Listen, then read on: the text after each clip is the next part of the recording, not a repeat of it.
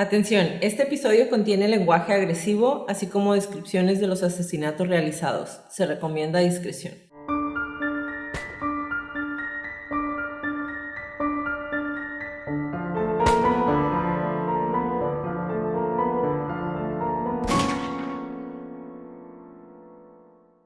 Hola a todos, bienvenidos a Crónicas de Crimen. Yo soy su host Jacqueline López y me acompaña como de costumbre Leti Mosqueda. Hi Leti. Hi Jackie. Queremos invitarlos a nuestras redes sociales, Facebook, Instagram y YouTube como @Crónicas de Crimen para que nos den follow. Ahí subimos toda la información y fotos de nuestras crónicas y a que nos compartan con sus conocidos. Es la única manera de que más gente pueda escuchar nuestras crónicas. Comenzamos.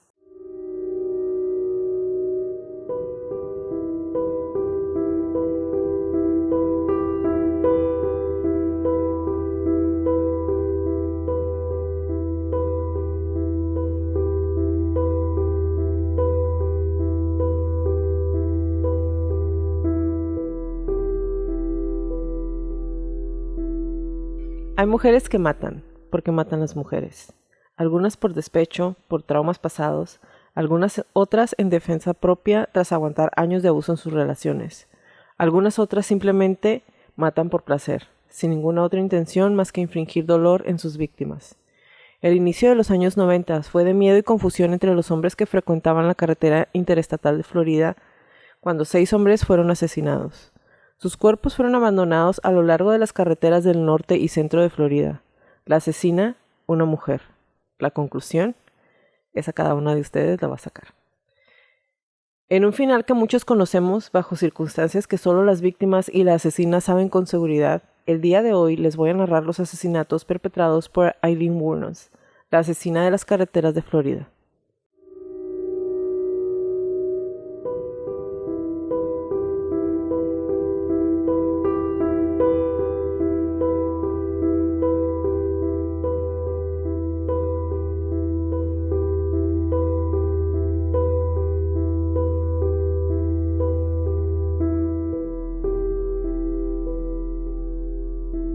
Leti, la crónica del día de hoy, primero me dijiste, hija, va a ser de la mujer.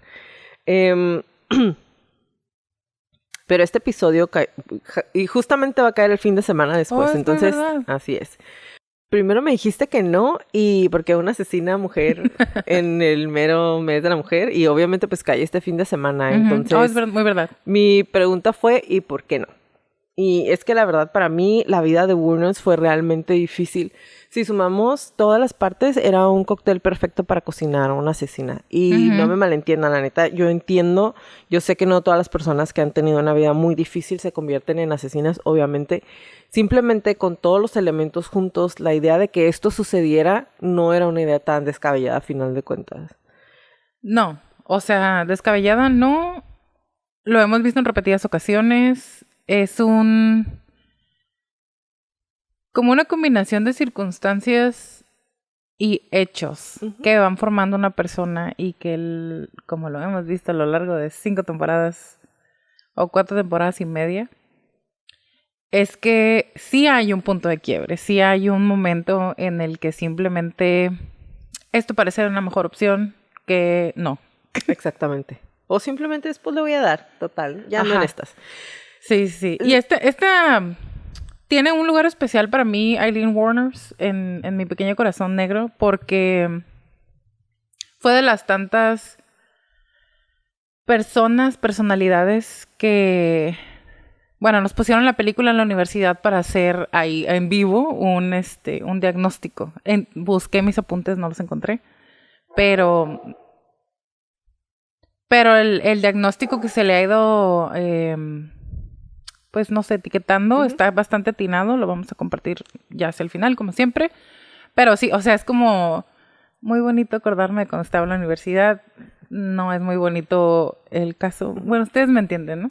Y fíjate, la razón por la que sí decidí hacer este caso esta semana, número 1, porque es mujer y es muy raro los que sacamos de mujeres, sí. Y número 2, porque sin defenderla, obviamente asesinó a 6 hombres. La manera en cómo la juzgaron. Sí. O sea, la decisión que tomaron para ella,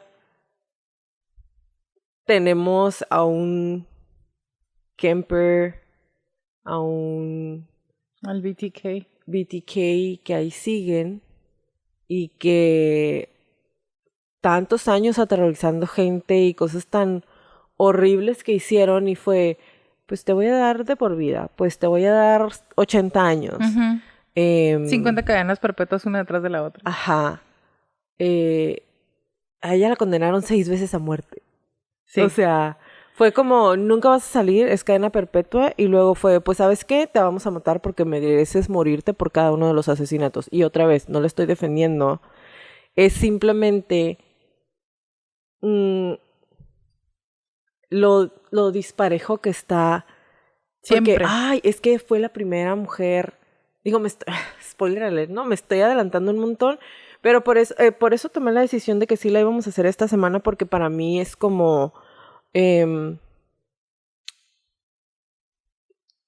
muchas veces cuando hablas de estos casos te dicen, pues quieren igualdad, ¿no? Y se me hace, y se me hace una salvajada y una falta de respeto y una patada por allá.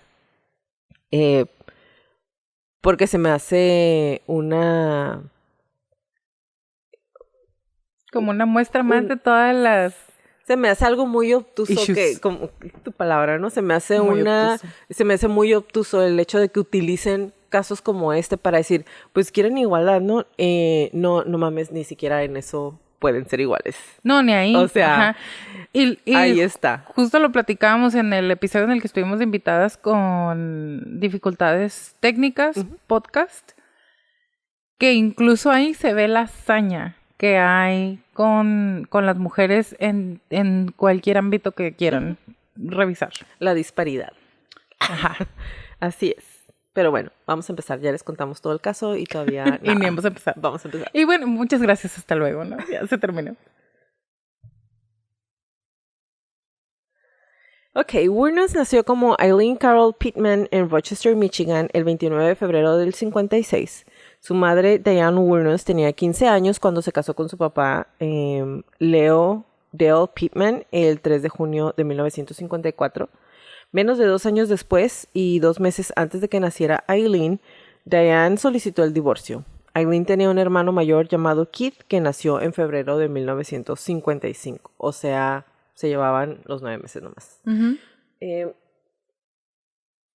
Wuornos nunca conoció a su padre porque él estaba en prisión por la violación e intento de asesinato de una niña de 7 años cuando ella nació. O sea, pedófilo. Ya desde ahí vayan tomando nota. No, y de que la mamá tenía 17 años cuando ella nació. Ajá. Se casó a los 15. Leo Pittman era considerado esquizofrénico. Fue condenado por delitos sexuales contra niños, estuvo dentro y fuera de prisión y se ahorcó en prisión en 1969. Entonces, empiecen a sumar ahí todos estos puntos, ¿no?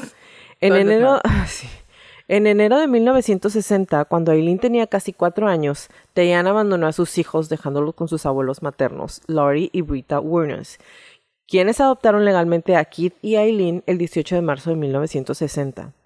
A los 11 años, Wuornos se involucró en actividades sexuales en la escuela a cambio de cigarrillos, drogas y comida.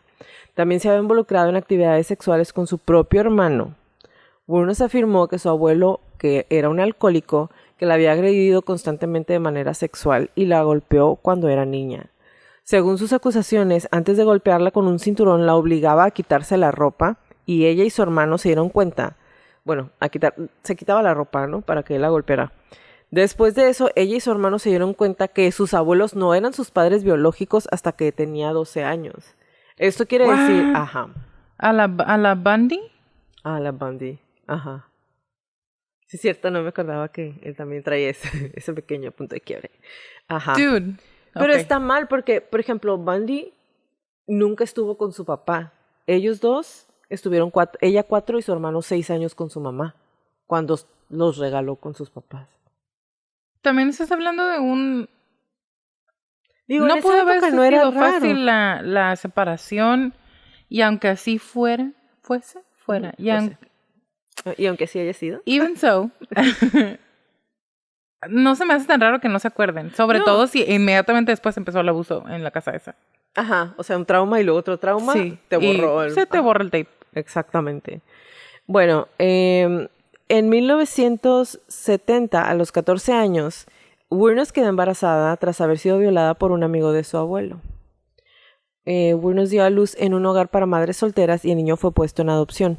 Unos meses después del nacimiento de su bebé, Wuornos abandonó la escuela y abandonó la escuela en el momento en que su abuela murió de una insuficiencia hepática. Y ella ya había dicho que... No había dicho. Ella después dijo en los interrogatorios que le hicieron que su abuelo la violaba, la golpeaba y que su abuela era una alcohólica. Entonces ellos dos... También. O sea, imagínate, tienes un papá que es esquizofrénico, que es pedófilo, que se suicida en la cárcel, una mamá que te abandonó cuando tenías 4 años... Y no una abuela que te cría que es alcohólica y un abuelo que abusa sexualmente de ti. que es alcohólico. Sus amigos también abusan sexualmente de ti y te golpea. No hay información de mal, porque dijo, no que importe, ¿no? A estas alturas, pero no, yo no encontré información de por qué los abandonó. ¿Quién? La mamá. Porque no podía mantenerlos. Y entonces fue como... Y mejor los dejó. Bye. Que hay que los mantengan mis papás. Bueno. Exactamente. Entonces, ya le pegué el micrófono. Posteriormente, Wuornos y su hermano se convirtieron en pupilos de la corte. O sea, la corte era la que estaba encargada de ellos. Cuando tenía 15 años, su abuelo la echó de la casa y ella empezó a mantenerse como prostituta y a vivir en el bosque cerca de donde vivía anteriormente. No de la casa de su abuelo, sino... De la de su mamá. El 27 de mayo de 1974, Wuornos fue arrestada en el condado de Jefferson, Colorado, por conducir bajo la influencia del alcohol o un DUI, alteración del orden público y disparar una pistola calibre 22 desde un vehículo en movimiento. Más tarde fue acusada de no comparecer. En el 76, Wuornos hizo autostop hasta Florida, o pidió raite o un aventón hasta Florida, en donde conoció al presidente del club de yates, Louis Gratzfeld, de 69 años. Ella tenía alrededor de 19 años. Es justo lo que te iba a decir, yo estaba contando. Ajá. Se casaron ese mismo año, o sea, el señor le llevaba 50 años.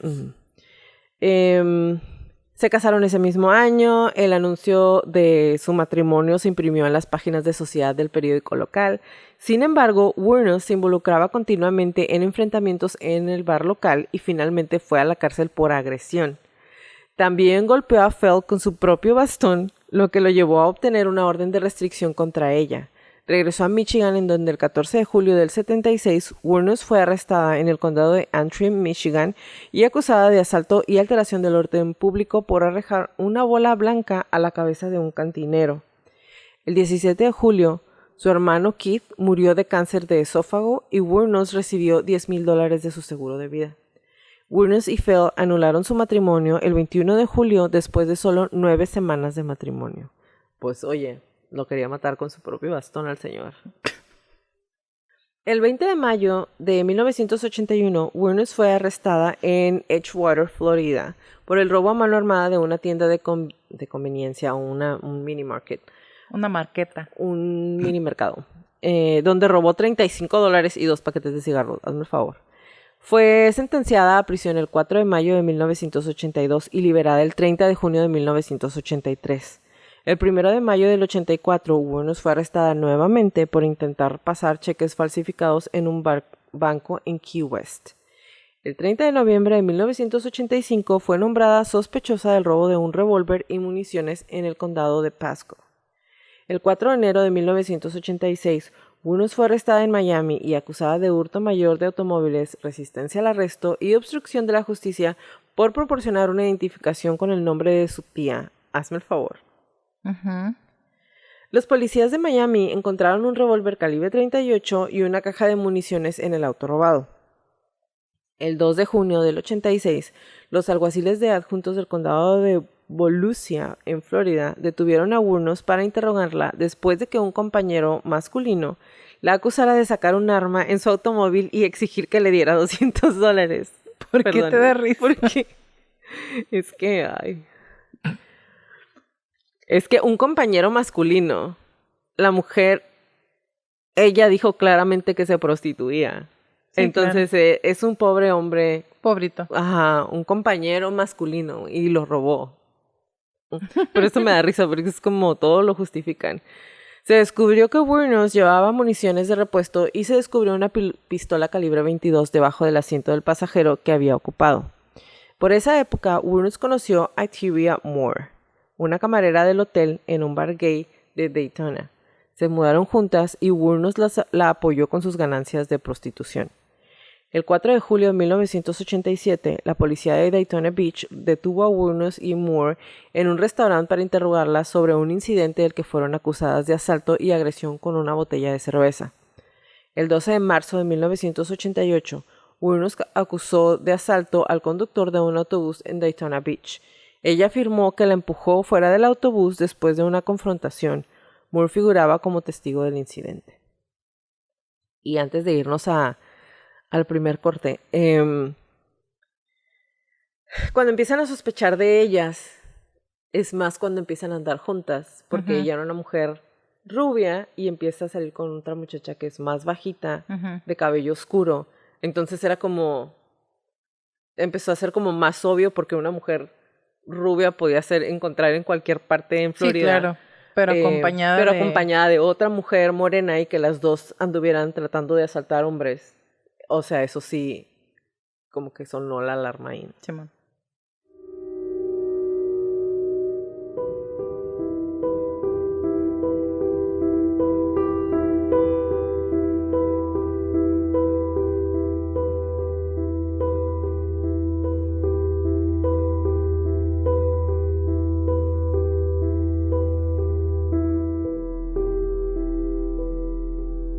A Richard Mallory le gustaba un cambio de vez en cuando en su vida. Ahorita se los voy a explicar. Se sabía que el propietario de mediana edad de un negocio de reparación de productos electrónicos en Clearwater, Florida, cerraba el negocio abruptamente y desaparecía durante unos días, ese es el cambio, Ya veo. unos días seguidos de borrachera y sexo. Cambió las cerraduras de su apartamento 8 veces en solo 3 años. Mantuvo a los empleados en su negocio solo el tiempo suficiente para eliminar el trabajo atrasado que se acumuló durante una de sus desapariciones y los despidió una vez que sus órdenes de reparación se cumplían nuevamente. ¿Ok? Entonces, se iba a darse su vida loca, regresaba, contrataba gente, le ayudaban a resolver sus problemas y luego los corría a todos. Ajá. Entonces, sus únicas constantes eran el alcohol, el sexo y la paranoia. Entonces, cuando no se presentó para abrir su tienda a principios de diciembre de 1989, a nadie le importó porque, pues, Obvio. aparte que era malito, ¿no? Corría a la gente, pues decían, de seguro anda otra vez en una de sus faenas, ¿no? No había nadie lo suficientemente cerca de él para notar que se había ido. No fue hasta que su Cadillac 1977 fue encontrado unos días después en las afueras de Daytona que alguien supo que algo andaba mal. El 13 de diciembre de 1989, Jimmy Bunchy y James Davis buscaban chatarra en un camino de tierra cerca de la Interestatal 95 en el condado de Volusia, Florida. En lugar de chatarra vendible, encontraron un cuerpo envuelto en una alfombra.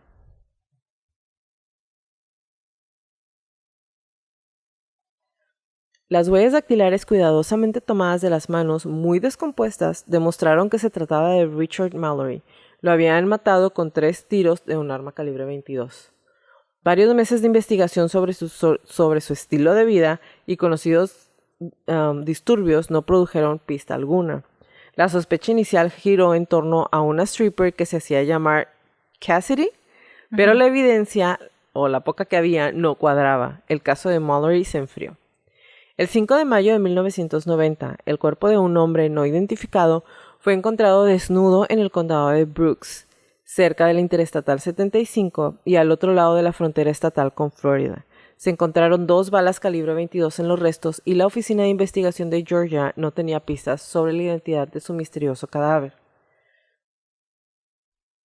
Y aquí vamos a empezar porque, como lo hemos visto antes, aunque ya sea a principios de los 90 o finales de los 80, realmente no había esta comunicación entre una ciudad u otra, O es de que no, si es en tu condado, aunque sea cruzando la calle, no, pues ya no Aunque me toca esté a mí. la mitad del pie de mi lado, el 80% está de tu lado. Exactamente, entonces Tu pedo. Exactamente. Tú lo resuelves. El 1 de junio se encontró otro cuerpo masculino desnudo no identificado en los bosques del condado de Citrus, Florida, a unas 40 millas al norte de Tampa. La policía inicialmente sospechó de Matthew Cooking, un topógrafo que había encontrado el cuerpo, ya que se sabía que portaba un arma y arrojaba blasfemias y amenazas a cualquiera que lo interrogara. O sea, él encontró el cuerpo y cualquiera que le preguntaba, y cualquiera que le preguntaba se enojaba. Entonces era así como que, vete, o sea, porque le preguntaban por el cuerpo. Y eso automáticamente te convierte en una persona sospechosa. Ay, no, es que no voy a decir nada de la gente de Florida, ¿verdad? Pero los que no están viendo hizo una cara chistosa. hizo una cara muy graciosa. La identificación del cuerpo el 7 de junio como el de David Spears de Bradenton, Florida, absolvió a Cooking. Spears había sido un operador de equipo pesado que fue visto por última vez el 19 de mayo.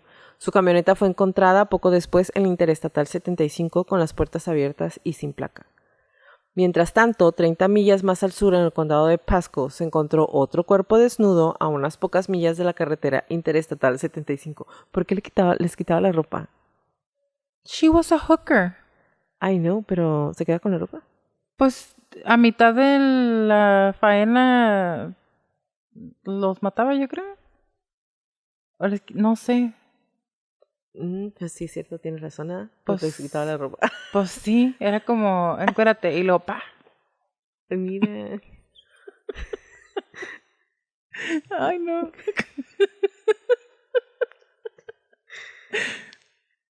Es que los que no nos están viendo, yo sé que esto no es gracioso. No es. Los que no nos están viendo, Leti hizo como una pistola con la mano. Ok, pues es todo lo que voy a decir. Pero bueno, este cuerpo que estaba en la carretera Interestatal 75, cerca de Pasco, fue descubierto el 6 de junio y estaba tan descompuesto que los médicos forenses no pudieron obtener huellas dactilares y no pudieron estimar la hora de la muerte. Las 9 balas encontradas en los restos fueron dañadas por la descomposición, pero se determinó que provenían de un arma calibre 22. O sea, todos han sido con arma calibre 22. Y es que estamos en junio entre Florida y Georgia. O sea, lo más caliente y húmedo que te puedas imaginar. Uh-huh. El detective del condado de Pasco, Tom Muck, no tuvo suerte inmediata al identificar a su John Doe o su víctima desconocida. Más tarde se determinó que era Charles Casadon, pero se había enterado del caso en el condado de Citrus. Notificó al investigador del alguacil del condado de Citrus, Marvin Paget, sobre las similitudes y le dijo que se mantuviera en contacto. El 4 de julio, un automóvil se salió de la carretera estatal 315 cerca de Orange Springs, Florida, y se detuvo en la maleza. Rhonda Bailey, que estaba sentada en su porche en ese momento y vio cómo ocurrió el accidente, dijo que 2 mujeres bajaron frenéticamente del auto, arrojaron las latas de cerveza al bosque y se insultaron entre ellas. La mujer de cabello castaño dijo poco. La de cabello rubio, cuyo brazo sangraba por una herida sufrida en el choque, habló la mayor parte del tiempo. O sea, se estaban peleando y la rubia era la que estaba hablando. La gritona era la Wuornos. La güera. Ella le rogó a Bailey que no llamara a la policía, diciendo que su padre vivía calle arriba. Ella y su acompañante volvieron al auto, que ahora tenía el parabrisas roto y otros daños, y lo sacaron de la maleza. Sin embargo, el vehículo averiado no las llevó muy lejos. Lo abandonaron justo al final del camino y empezaron a caminar. Hubert Hewitt, del Departamento de Bomberos Voluntarios de Orange Springs, respondió a una llamada sobre el accidente y les preguntó a las 2 mujeres si eran ellas las que estaban en el carro. La rubia lo maldijo y dijo que no lo habían hecho y que no querían ayuda. Las dejó solas y siguieron caminando. Cero sospechosas. Ajá. O sea, con el brazo sangrado. Y el policía, ¿eran ustedes? No, ok. Bueno. Y es que, ¿sabes qué? También eso tiene mucho que ver. Lo hemos visto en otros casos. Lo obtusos que pueden ser los oficiales. Por huevones. Yo pienso que es hueva. Ni para qué me meto en ese pedo. Y en este caso, eran 2 mujeres prostitutas, lesbianas, Entonces, cochinas. Sí sabemos cómo... Cochinas de suciedad, no de... Ajá. bueno. Ajá. Sí sabemos cómo pueden llegar a ser, cómo fueron. Sí. ¿Cómo siguen siendo? Con las parejas homosexuales. Porque estamos que... Imagínate. ¿Finales de los 80? 30 años. 35, 34. Y es justo cuando falleció... Ay, no, ya sé de quién te estás acordando. Marsha P. Johnson. 80s, no 90s. 80s. No, 80s. 80s. Late 80s. Que es cuando estaban... A finales de los 80s, perdón. Ah, sí, perdón. Que es cuando estaban la guerra silenciosa de la fuerza policial contra los homosexuales, porque andaban todos locos. No, pues acuérdate que, o sea, cuando se hace todo el show es porque entran a golpearlos a los lugares, a los bares en donde ellos frecuentaban. Entonces, ¿qué nos hace pensar que tenía realmente este policía ganas de ayudar a esas dos mujeres? Es como, pues váyanse a la fregada. Preguntando por cumplir más que nada. Los agentes del alguacil del condado de Marion encontraron el automóvil donde lo habían dejado las mujeres. Era un Pontiac Sunbird del 88, gris de 4 puertas. Los vidrios de las puertas delanteras, así como el parabrisas, quedaron destrozados. Aparentemente había manchas de sangre en todo el interior y faltaba la placa. Una búsqueda por computadora basada en el número del VIN del carro reveló que el automóvil pertenecía a Peter Sims, que había desaparecido el 7 de junio después de salir de su casa en Júpiter, Florida, para visitar a familiares en Arkansas. Sims era un marino mercante jubilado de 65 años que dedicó gran parte de su tiempo a un ministerio cristiano. Ahorita voy a decir mi comentario. Justo me leíste la mente. John Winieski, de la policía de Júpiter, que había estado trabajando en el caso desde que se informó de la desaparición de Sims, envió un telegrama a todo el país que contenía descripciones de las dos mujeres. También envió una sinopsis del caso y bocetos de las mujeres al Florida Criminal Activity Bulletin o Boletín de Actividad Criminal de Florida, y luego esperó. No era optimista sobre encontrar a Sims con vida. Yo no estoy diciendo que él también haya querido levantar prostitutas. El señor Sims, jubilado, ministro de cristiano. Pero cuando ella estaba declarando que, obviamente no nos vamos a quedar 100% con lo que ella había dicho porque estaba dañada también. Pero todo indica que se subían a los carros para ofrecer. Ella se dedicaba a la prostitución. Todas sus víctimas fueron porque querían contratar sus servicios. No dudo que el señor les haya dicho que quieren un raite. Ajá. Vamos a darle el beneficio de la duda a un señor. Ajá. De 65 años. Bueno, Troy Burress partió en su ruta de entrega desde Glacier Sausage temprano en la mañana del 30 de julio. Cuando no regresó esa tarde, el gerente de Gilchrist, Johnny May Thompson, comenzó a llamar y descubrió que Burress no se había presentado en sus últimas paradas de entrega. A última hora de la noche, él y su marido decidieron salir a buscarlo. A las 2 de la mañana, la esposa de Burress lo denunció como desaparecido. A las 4 de la mañana, los agentes del alguacil del condado de Marion encontraron su camioneta en el arcén de la carretera estatal 19, 20 millas al oeste de Ocala. Estaba desbloqueado y faltaban las llaves. Esto me llama mucho la atención, güey, porque... Qué bueno, digo que en esa ciudad específicamente cuando vas y denuncias a un desaparecido, en chinga se ponen a buscarlo. Sí, en menos de las típicas 24 horas. 24 porque horas, hay en muchísimos lugares. Hay muchísimos lugares en donde venga después. Oye, es que mi esposa no regresó. Pues a lo mejor se le fue con el... No, sea una mujer, porque seguro se escapa. Bueno. Digo, no nos queremos victimizar, pero la verdad no es victimizar, pero... Es algo muy corriente, es algo que sucede, ¿no? Y bueno, al hombre lo empezaron a buscar rápido. El hombre fue encontrado 5 días después. Una familia que estaba de picnic en el Bosque Nacional de Ocala se topó con su cuerpo en un claro junto a la autopista 19 a unas 8 millas de donde se encontró su camión. El calor y la humedad de Florida habían acelerado la descomposición, tal y como lo dijimos hace ratito, impidiendo la identificación en la escena, pero su esposa identificó su anillo de bodas. Lo habían asesinado con 2 disparos de una pistola calibre 22, uno en el pecho y otro en la espalda. El sospechoso inicial del investigador John Tilley era un vagabundo llamado Curtis Michael Blankenship. Si traía su anillo de bodas, ¿quiere decir que no lo habían asaltado? Yo pienso. Yo opino. Anoten eso también. Curtis Michael Blankenship, que era el principal sospechoso, había estado haciendo autostop o pidiendo raite o pidiendo aventón en la autopista 19 el día de la desaparición de Burris y lo recogieron cerca del camión abandonado. Sin embargo, se hizo evidente a medida de que avanzaba la investigación que Blankenship no estaba involucrado. Por el momento, Tilley no tenía más sospechosos. Dick Humphreys nunca llegó a casa después de su último día de trabajo en la oficina de Sumterville del Departamento de Salud y Servicios de Rehabilitación de Florida. Un investigador de protección que se especializa en niños maltratados y heridos estaba a punto de ser transferido a la oficina del departamento de Ocala.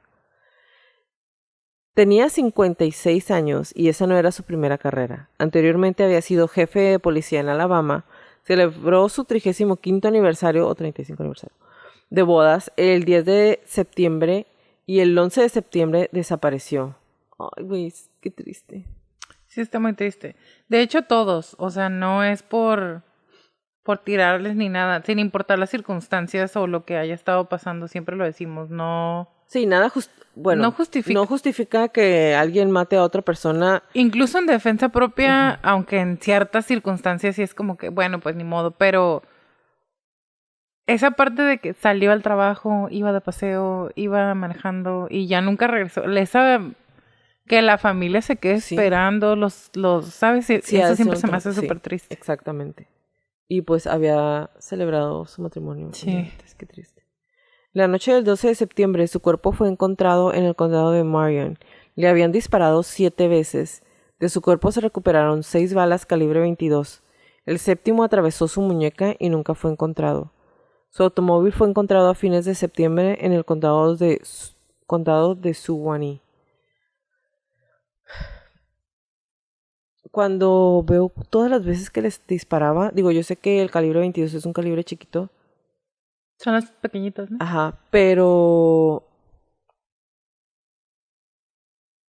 no sé, porque cuando estuve leyendo acerca de lo que hacía Wuornos, muchos de ellos tenían balazos por la espalda. Y si son tantos, de repente me hace pensar como que los hacía que corriera. O bueno, ahorita hablamos de eso. Okay. Si no lo traes, yo te puedo decir por qué. Okay. Aproximadamente un mes después se encontró el cuerpo desnudo de Walter Gino Antonio en un camino forestal del condado de Dixie. Antonio, de 60 años, era camionero. En algún momento guardia de seguridad y miembro de la policía de reserva. Le habían disparado 4 veces con una 22. Cuando lo encontraron el 19 de noviembre llevaba muerto menos de 24 horas. Su automóvil fue encontrado 5 días después en el condado de Brevard. Qué impresionante, güey, porque aquí estás hablando de sí, es una persona de 60 años, pero... Casi todos estaban ya como... Grandes. Pero había sido guardia de seguridad y miembro de la policía de reserva. Y era camionero. Y los camioneros, por lo menos, digo, sí hay muchos señores que tienen sobrepeso, pero están fuertes porque tienen que andar cambiando las llantas, haciendo cosas así de sus carros. Entonces, se necesita cierta destreza y qué impresionante que los haya podido someter. ¿Estaba grandota? Sí, vi. Sí estaba grandota. El capitán Steve Bignard era comandante de la División de Investigación Criminal del Sheriff del Condado de Marion y sabía de los crímenes en los condados de Citrus y Pasco. No podía ignorar las similitudes y estaba formando una teoría, junto con un grupo de trabajo de varias agencias con representantes de los condados donde se encontraron las víctimas. Lo que empezó a pasar fue que ya nadie se detenía para recoger a gente a darle raite en las autopistas. Sí. Y pues el hombre empezó a pensar, ¿no? ¿Cómo podía haber pasado esto? Y llegó a la conclusión de que inicialmente los crímenes eran hechos por alguien que no parecían amenazantes para las víctimas. Sospechaba de las mujeres. Pero me da mucha risa porque cuando estaba buscando, dice, los perpetradores no tenían que ser amenazantes para las víctimas, entonces él empezó a sospechar de las mujeres. O sea, no de... ¿Sabes? Empezó a sospechar de las mujeres. Porque pudieron haber sido jóvenes o... No, de las mujeres. Mujeres. Me dio mucha... O sea, me dio como... Que justo ¿qué te ahorita... refieres con las mujeres? Pero me bueno. estaba acordando de... Nada que ver, ¿no? Pero... Hubo un tiempo en el que mi hermano se iba de raite. Había una comunidad de personas que daban raite o aventones o... que te llevaban por una cantidad de dinero cuando él vivía en Ensenada. Bueno, ahorita vive otra vez ahí, pero X. Y siempre le decía que a mí me preocupaba mucho que se fuera con gente en los carros. Y me decía, mi hermano mide 2 metros y está gigantesco, ¿no? Y me decía, ¿quién me va a hacer algo? Y le digo, pues alguien que no te dé chance de conocerte porque te ves de miedo, pero te conocen y eres como un pan Bimbo gigantesco. Pero sí, o sea, había historias de aquí en Tijuana hace... ¿Una semana? No. Bueno, sí. No, 4 años. Y había historias, pues, de gente que de pronto se subió al carro con una mujer, un hombre, y ya nunca regresó. Ya, se perdieron. Sí. Qué horror. Eso me da mucho miedo, la neta. Sí. Yo no me iría de raite ni contigo. No. Bueno, entonces, se dirigió a la prensa en busca de ayuda. A fines de noviembre, Reuters publicó una historia sobre los asesinatos diciendo que la policía estaba buscando a las mujeres. Los periódicos de Florida recogieron la historia y la publicaron junto con bocetos policiales de las mujeres en cuestión, o sea, la mujer alta rubia y la mujer bajita de cabello castaño.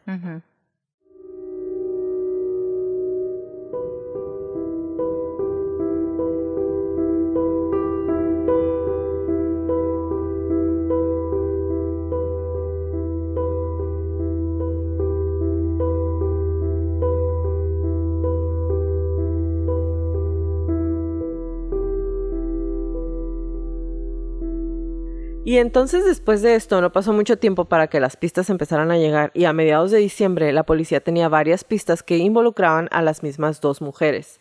Un hombre en Homosassa Springs, dijo que las 2 mujeres le habían alquilado un remolque aproximadamente un año antes. Sus nombres eran Theria Moore y Lee. Una mujer en Tampa dijo que las mujeres habían trabajado en su motel al sur de Ocala. Sus nombres, dijo, eran Theria Moore y Susan Blahovic. Una persona que llamó anónima identificó a las mujeres como Ty Moore y Lee Blahovic, quienes compraron una casa rodante en Homosassa Springs. Lee Blahovic era dominante, dijo la persona que llamó, y una prostituta de parada de camiones. Ambas eran lesbianas. Sin embargo, la principal línea de investigación provino de Port Orange, cerca de Daytona. La policía había estado rastreando los movimientos de Lee Blahovic. Ya nomás di Lee.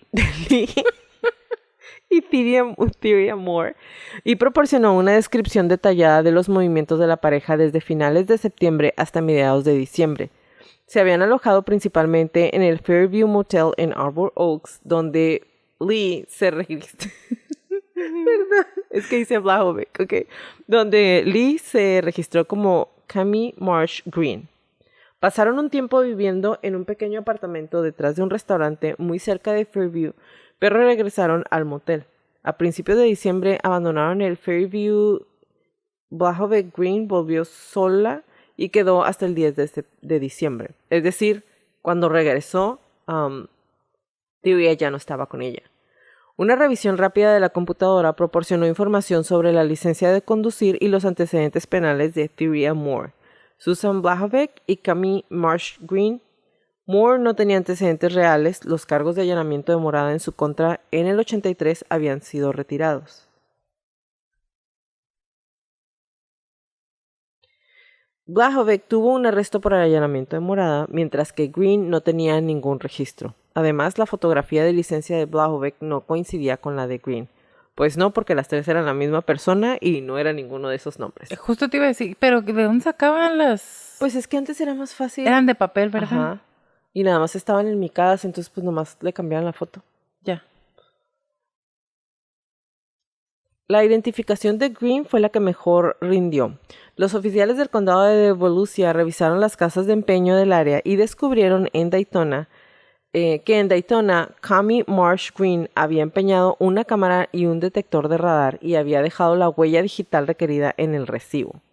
Estos artículos habían pertenecido a Richard Mallory en Ormond Beach. En Ormond Beach empeñó un conjunto de herramientas que coincidían con la descripción de las que se llevaron de la camioneta de David Spears.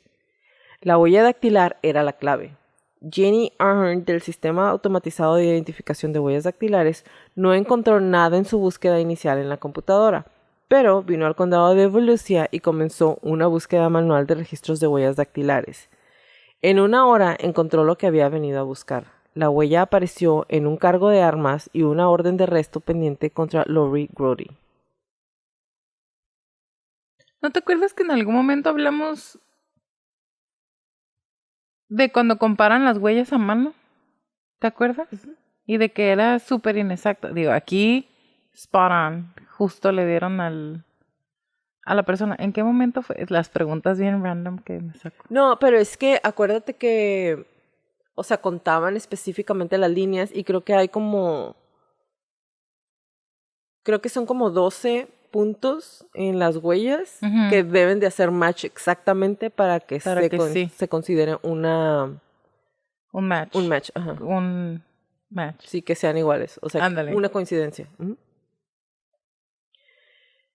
La huella de la palma ensangrentada encontrada en Sunbird de Peter Sims también coincidía con las huellas de Lori Grody. En el Sunbird. Ah, en el carro, sí, cierto. Sí. En el Sunbird, ajá. Toda esa información fue enviada al Centro Nacional de Información Criminal. Las respuestas provinieron de Michigan, Colorado y Florida. Lori Grody, Susan Blahovic y Camille Mash Green eran las alias de Eileen Carol Wuornos. La búsqueda de Wuornos comenzó entonces en serio el 5 de enero de 1991. Parejas de oficiales, incluidos 2 encubiertos como cubo y tambores. Cube and brooms, no. ¿Sí? Drums. Drums, ajá. Cube and drums. Traficantes de drogas de Georgia salieron a las calles con la esperanza de localizarla. Y en la noche del 8 de enero, Mike Joyner y Dick Martin, en sus papeles de Cube y Drums, la vieron en el Port Orange Pub. Y eso, fíjense, hay ahorita en Netflix hay un especial que... No es un especial, es un programa que se llama Real Detectives. Catching a Killer. No, ese es otro. Chica, ese es otro. Estoy viendo... ¿Cuál es el de Real Detectives? Son historias de detectives. Ajá. Son detectives que están contando la historia más difícil que les ha tocado. Ah. Y sale el detective con el caso de Eileen Wuornos. No es cierto, sí es Catching a Killer. Yo sabía que me estás echando mentiras. No, es que hoy estaba viendo el de Real Detectives. Yeah. Eileen Wuornos sale en la primera temporada. Es el primero o segundo episodio de la primera temporada. Así es. Ya sabes, lo acabo de ver, por eso ya sabía. Está bien. Es que el otro también trae... También, seguro. Están muy fuertes, sí. Entonces ahí viene, y ese señor, Drums y Cube, son los que están narrando cómo la atraparon. Sí, no, porque uno de ellos no es el que se hizo pasar. Ajá, sí. El que va y la levanta. Y está ahí platicando, ajá, que le ponen en su madre por andar de acomedido. Ese mero. Ajá. Tenían la intención, cuando salieron a buscarla, de que atraparla se desarrollara gradualmente, ya que querían un caso que no tuviera fallas. Pero la policía de Port Orange entró de repente y sacó a Wuornos. Mike Joyner telefonió frenéticamente al puesto de comando en el motel Pirates Cove, donde las autoridades de 6 jurisdicciones habían llegado para trabajar el caso. O sea, estaban rodeando a la mujer. El hombre, Mike Joyner y Dick Martin, estaban ahí tratando de platicar con ella. Y en eso llega la policía, de Port Orange y los otros, así como que, güey, a él lo suben ahí cuando llega la policía, lo atrapan porque pues está de encubierto. Y el otro se va corriendo y le dice, ¿qué está pasando? O sea, nosotros estamos trabajando en el caso, lo van a echar a perder. Y bueno, este desarrollo no se debió a una fuga de información. Eran solo policías haciendo su trabajo. O sea, otros policías que también andaban bien al tiro y ellos descubrieron el hilo solo. No necesitaron a las otras 6 jurisdicciones. Y ya les hablan por teléfono a la estación de policías de Port Orange y les dijo que no arrestaran a Wuornos bajo ninguna circunstancia.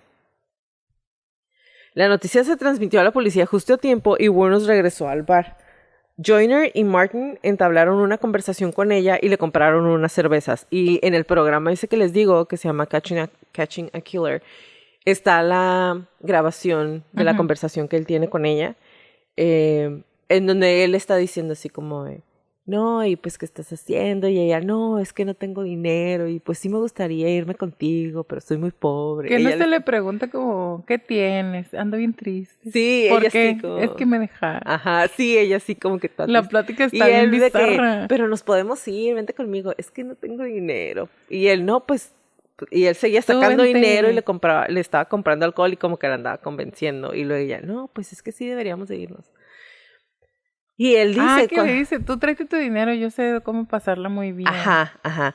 Y él dice, ¿no? O sea, yo estaba dispuesto a, pues, llevármela y como hacerla creer que realmente, pues, a lo mejor lo iban a matar, ¿no? Y eso es lo que está pasando. O sea, cuando lo estaba escuchando, me hacía pensar como, ¿cómo puede ser posible que este tipo de intercambio, de acciones, de interacción, de pláticas sean reales y haya gente que las cree? O sea... Como Eileen, que dices tan inocente. No tan inocente, güey. O sea, todo lo contrario. O sea... A mí sí se me hace muy dentro de el monstruo que era ella. Ajá. Por eso así se llama en la película. Era una persona muy inocente. Ajá, pero ¿sabes qué es lo más? Muy fácil de más? engañar. Y con esa, tal vez con, como dices tú, inocente, tal vez con esa misma inocencia hacía que cayeran sus víctimas, güey. Porque cuando yo le estaba escuchando de que le dice él, es que no, es que no tengo dinero, claro que me gustaría acompañarte, así como tirándose al piso para que la recojan.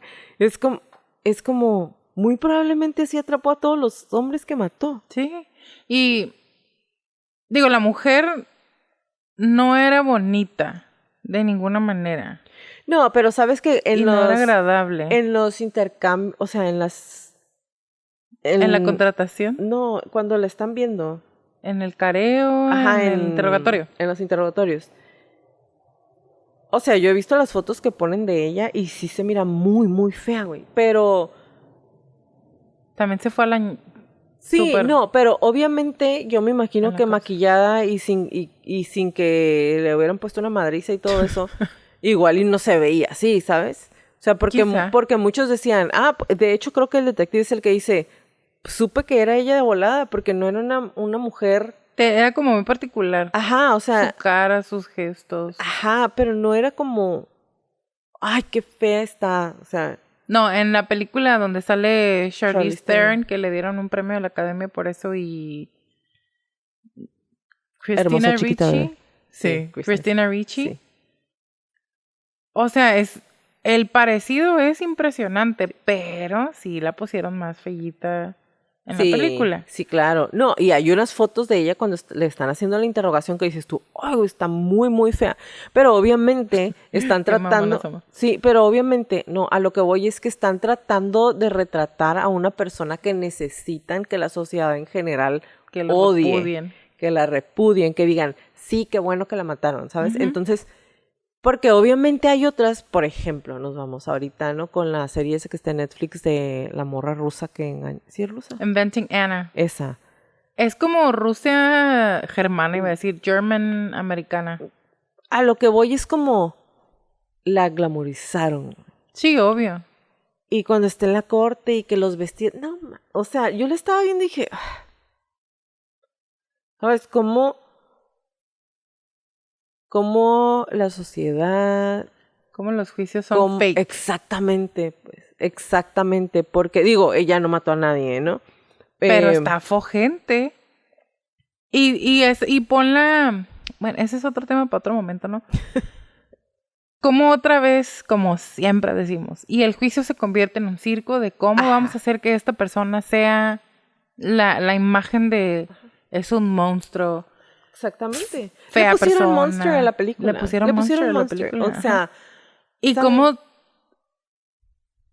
resaltar todas las cosas negativas de una persona. No, otra vez, no es por defenderla ni de ninguna manera, pero ¿y las víctimas? Digo, tenemos la información. Pues las víctimas aquí son pobres hombres que solamente quisieron darle raite. No, que querían una prostituta y pobrecitos. Pues sí, güey, pero, o sea, no a todos. Ella dijo, me contrataron como prostituta, yo me estaba prostituyendo con ellos, me quisieron violar. Pero... Y la golpearon. Ay, me golpearon. Pero a lo que voy es, o sea, de todas maneras, cuando estaban en el juicio, es como, estás loca, no es cierto. Ajá. ¿Qué nos garantiza que sí te quisieron hacer algo? Ajá, ¿sabes? O eran incapaces y tú simplemente eres un monstruo y tú los querías matar. Que igual y si es cierto, pues yo no digo que no. Pero es... ella sí es un monstruo y a ellos los están victimizando, a diferencia de cuando la situación es al revés y a nosotros que nos dice que tú no lo estabas provocando todo el tiempo, ¿sabes? O sea, para mí eso es como...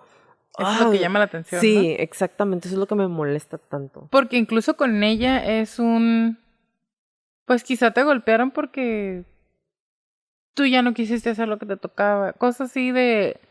O sea, esa parte de todo girarlo alrededor de como dices tú, presentar a un personaje, casi, durante el juicio. La noticia se transmitió a la policía justo a tiempo, entonces no la atraparon. 2 agentes del Departamento de Cumplimiento de la Ley de Florida se detuvieron detrás de Wuornos mientras caminaba por Ridgewood Avenue, siguiéndola con las luces apagadas. Los oficiales en el puesto de comando hicieron una llamada y sacaron a los oficiales del FDLA de la calle y Wuornos llegó a su próximo destino, un bar de motociclistas llamado Last Resort. Joyner y Martin la conocieron ahí por un tiempo, bebieron más cervezas, dispararon más dardos. Y ahí es donde llega toda la policía, sí, cierto. Ahí es donde, en ese bar es donde ya llegan, él está platicando con ella y entonces pasa todo lo demás. Salieron un poco después de la medianoche. Wuornos no se fue en absoluto, pasó su última noche de libertad durmiendo en un viejo asiento de un automóvil en un last stop. La tarde siguiente, Joyner y Martin estaban de vuelta en Last Resort como Cube y Drums, hablando con Wuornos y usando transmisores que mantenían a la policía informada de todo lo que estaba sucediendo. Habían planeado hacer su collar, la aprehensión más tarde. Pero Last Resort se estaba preparando para un barbecue y los ciclistas empezaron a llegar de repente. En el puesto de mando se tomó la decisión de proceder con la detención. Joyner y Martin le preguntaron a Wuornos si les gustaría que la ayudaran a su habitación del motel. Ella aceptó su oferta y salió del bar con ellos. Es decir, iba a prostituirse, ¿no? Uh-huh. Afuera en los escalones, Larry Horsepa, de la oficina del sheriff del condado de Marion, un oficial, se acercó a ella y le dijo que estaba siendo arrestada por la orden de arresto pendiente contra Lori Goody. No se hizo mención de los asesinatos y no se hizo ningún anuncio a los medios de comunicación de que se había arrestado a un sospechoso. Su precaución fue sabia. Hasta el momento no tenían el arma homicida ni a Tyria Moore. Cuando pasa esto de que la detienen, y ahí sale en el video, ella le dice, el policía le dice, ¿qué está pasando? Que no sé qué, y ella le dice, I don't know what the fuck is happening, que no sé qué, y como que se empiezan a pelear entre ellos. El policía, la verdad, actúa muy bien, Sí. Se están como que peleando entre ellos y le dice ella, pues es que no sé por qué me están deteniendo, yo no me llamo así.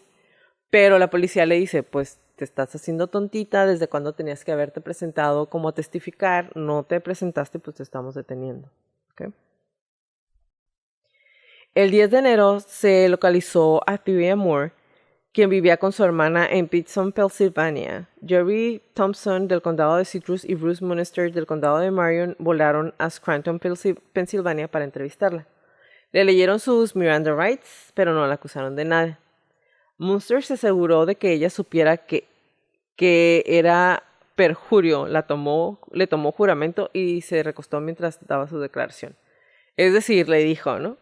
Vas a declarar, si me echas mentiras, es perjurio y es un crimen. Exactamente, te meto a la cárcel. Ella sabía de los asesinatos desde que Lee llegó a casa con el Cadillac de Richard Mallory, dijo.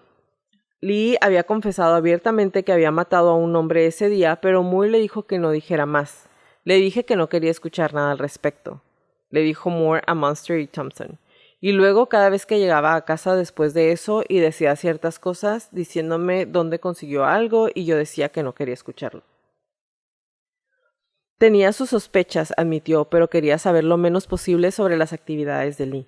Cuando más supiera, razonó ella, más obligada se sentiría a denunciar a Lee ante las autoridades, y ella no quería hacer eso. Estaba asustada. Siempre me dijo que nunca me lastimaría, pero no puedes creerle a ella, así que no sé qué habría hecho. Y pues yo a ella no le creo. No, Thea Moore. ¿Christina Ricci? Ajá, Thea Moore, no le creo. Yo pienso que ella sabía. Sí sabía. O sea, según toda la historia que después te cuentan y como acomodan todo, que no me quiero adelantar, pero ahorita lo vas a decir. Para mí es más que evidente que sí sabía, que se estuvo haciendo güey porque le convenía, porque le daba dinero y pues atención, cariño, afecto y todo lo que sea que obtenía de la relación.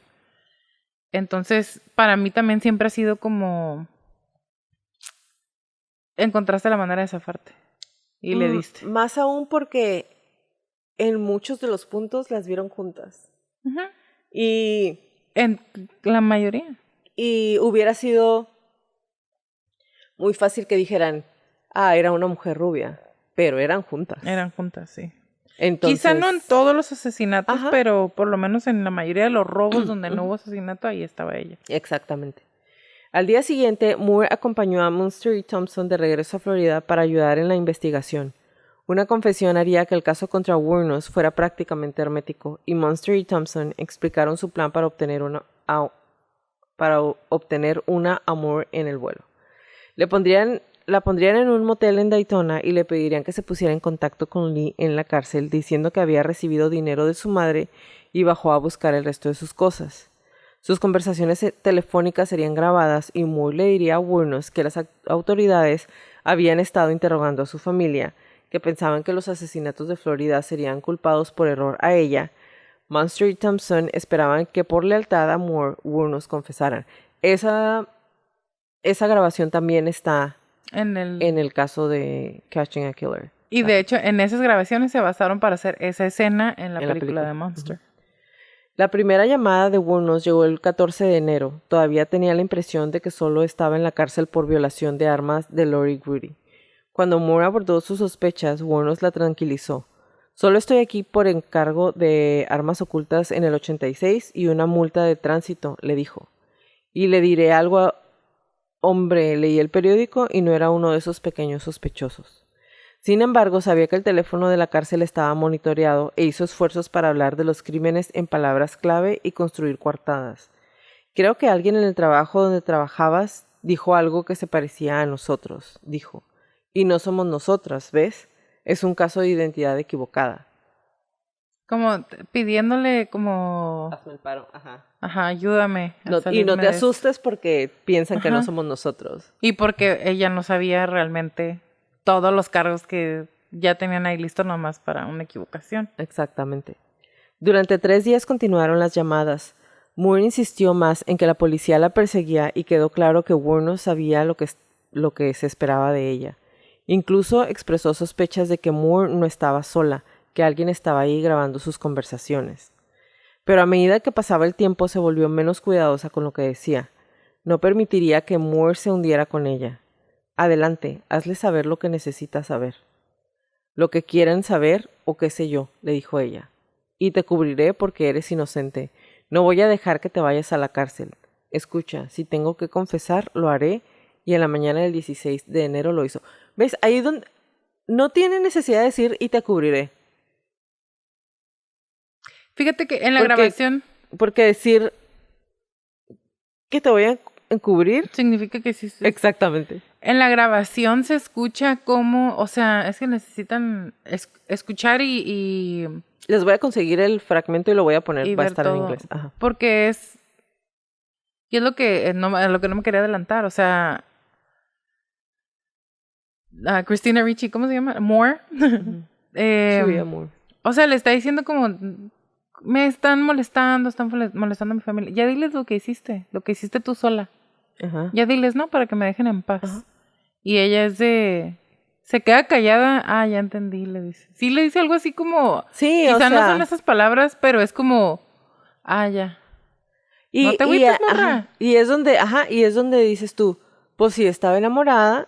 Sí, porque pues sí quería cuidarla, o sea, sí la quería cuidar y por eso le dice, no te preocupes, yo te voy a cubrir, sí, diles lo que necesitan saber. Mi novia no hizo nada. Ajá. Y Moore nunca, jamás en la vida le decía a mi novia, ni te amo, nada, ni mi amor, nada, ni siquiera en el juicio y... Tan era así que ya no estaban juntas. Ya tenían rato, que no estaban juntas. Esa morra andaba con, incluso con, no tiene nada de malo, pero andaba con hombres y con otras chicas, incluso cuando estaban juntas, de todas maneras. O sea, te da a entender por justo en ese momento donde están las grabaciones y donde la está convenciendo, te puedes dar cuenta quién manipulaba a quién con facilidad. Exactamente. Y cuando lo estás viendo... A mí me da mucha tristeza. Ajá, porque es como que pierde... Como que cuando está hablando con ella y le dice, ok, como que suelta lo único humano que tenía en ese momento. Sí. Así como que... O sea, ya termina de perder ella misma su fe. ¿Qué digo? Sí, otra vez, no es defenderla del hecho de que haya asesinado a las demás personas, a los demás hombres. Pero es más que el monstruo que retrataron. Obviamente para las familias de las víctimas sí es, ¿no? Pero va más allá de eso. O sea, viene, como se los hemos dicho con Kemper, como se los dijimos con... ¿Cómo se llama? Ed Gein. Con Dahmer. Con Jeffrey Dahmer. O sea, son el resultado de circunstancias súper cañonas que les pasan a lo largo de su vida y que en el caso de ella también podría ser inclusive de algún tipo de enfermedad mental, porque su papá no hay que olvidarlo, era esquizofrénico y de la mamá no tenemos más información y el hermano tenía cáncer, entonces pues sanos no estaban en su familia. Sí, claro. Y como dices tú, no significa que todas las personas que pasan por ese tipo de situaciones van a terminar asesinando, pero es una combinación de varias cosas que ahorita les voy a hacer la recapitulación de eso. Wuornos volvió a dos puntos principales una y otra vez durante toda su confesión a Larry Horssepa y Bruce Munster. Primero, dejó en claro que Moore no estaba involucrada de ninguna manera en ninguno de los asesinatos, which is bullshit. Yo no le creo. Yo tampoco. Además fue enfática al afirmar que nada fue su culpa, ni los asesinatos, ni ninguna circunstancia que la condujo por el camino delictivo que fue su vida. Todos los asesinatos se realizaron en defensa propia, afirmó. Cada víctima la había agredido, amenazado o violado. Su historia parecía desarrollarse a medida que la contaba. Y eso sí es cierto. O sea, en las declaraciones es como que al principio va bien y ya después como que algo le termina de ser corto en el cerebro y ya empieza a decir muchas cosas que no tienen como mucho sentido. Ajá.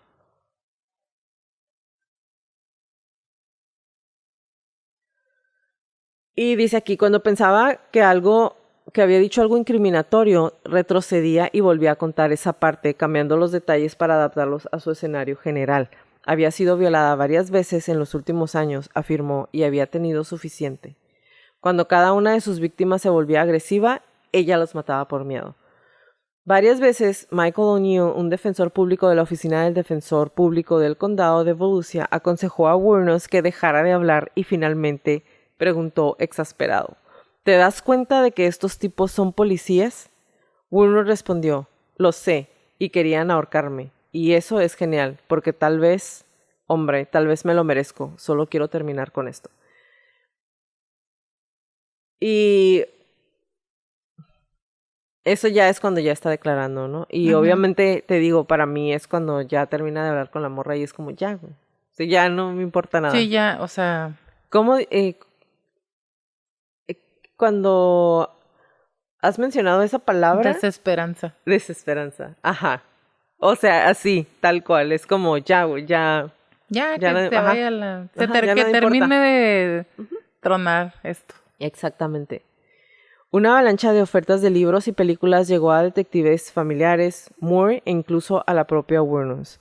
Wuornos parecía pensar que ganaría millones con su historia, sin darse cuenta de que Florida tenía una ley contra los delincuentes que se beneficiaban de esta manera.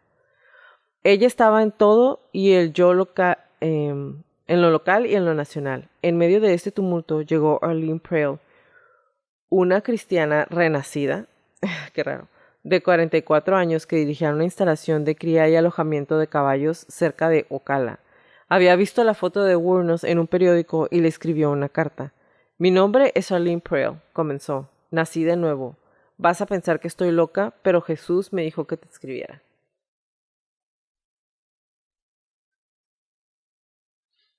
La mujer proporcionó el número de teléfono de su casa y el 30 de enero Wuornos la llamó por cobro para ella.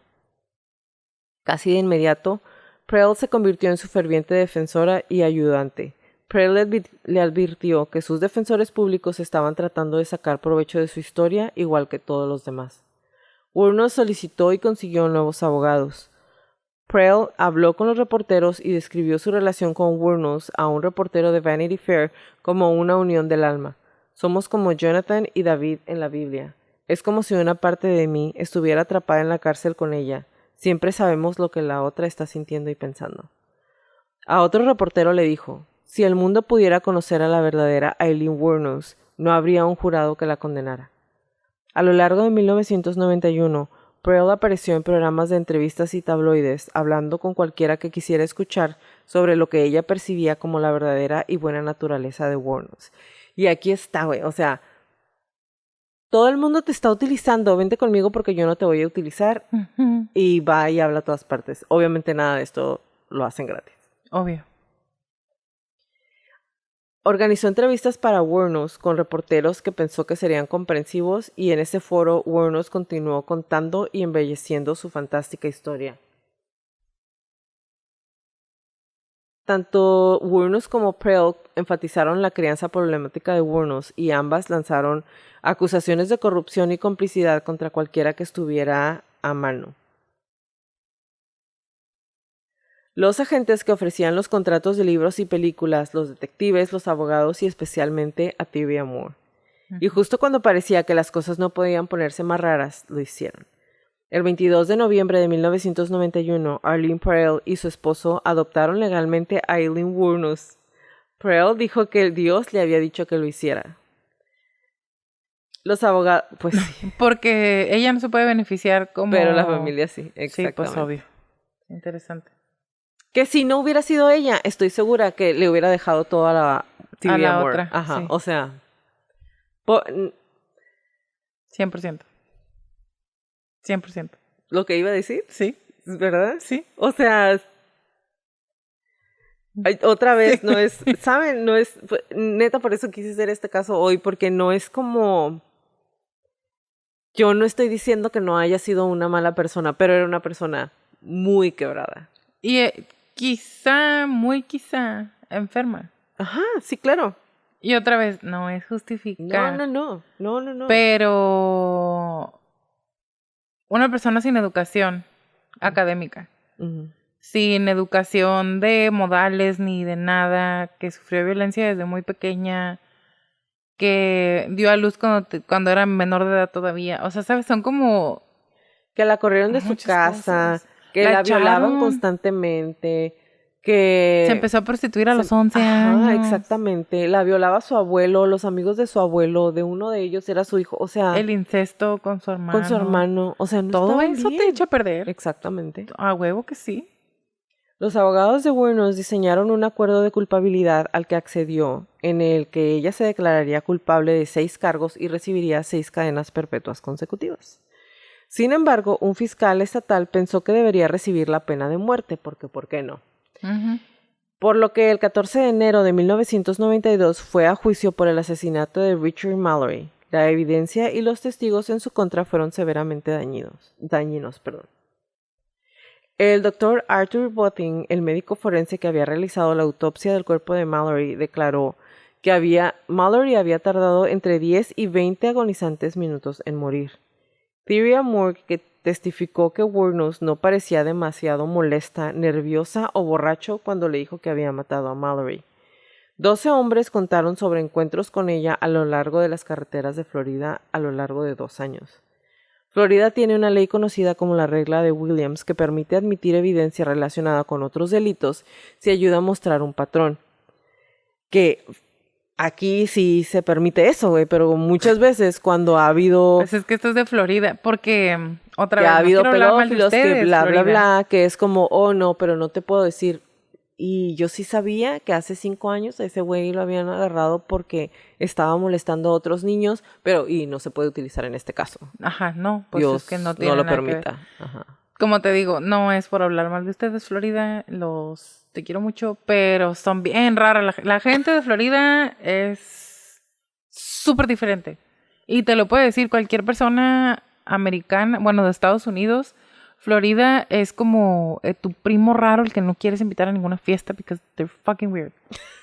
Son raros. La gente de Florida es bien diferente, tienen unas ideas muy interesantes, reglas, leyes, Ahí es normas. donde están todos los retirados.